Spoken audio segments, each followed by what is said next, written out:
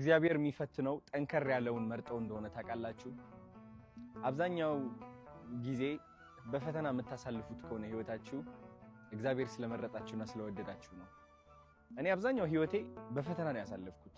ግን ደግሞ ካለ እድሜ በጣም ብዙ ነገር ተምሬያለሁ በህይወት። ብዙ ሰዎች ይመጡና ምን ይሉኛል፣ አዶናይ እንዴት አድርገህ ነው በ26 ዓመት እንደዚህ መስራት የቻልከው? እንዴት አድርገህ ነው እንደዚህ ማሰብ የቻልከው ብለው ይጠይቁኛል። እግዚአብሔር በጣም ስለሚፈትነኝ ነው።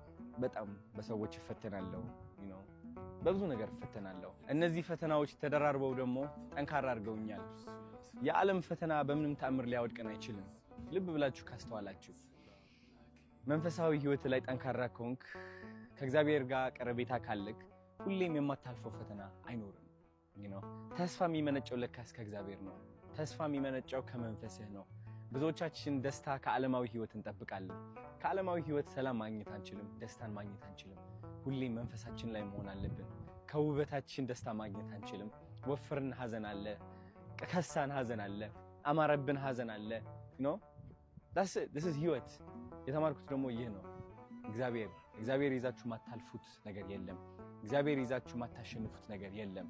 ኦፍ ኮርስ እግዚአብሔር በሚወዳችሁ ልክ ሰይጣንም ይወዳችኋል። እግዚአብሔር የሚወደው ሰው ሰይጣን በጣም ይፈትነዋል። ለምን? ያ ሰው ከተሳሳተ ሰይጣን ትልቅ ምግብ ያገኛል። ከዛ ሰው ውድቀት ማለት ነው። እግዚአብሔር ይዛችሁ ግን መውደቅ አትችሉም። ወዳችኋለሁ።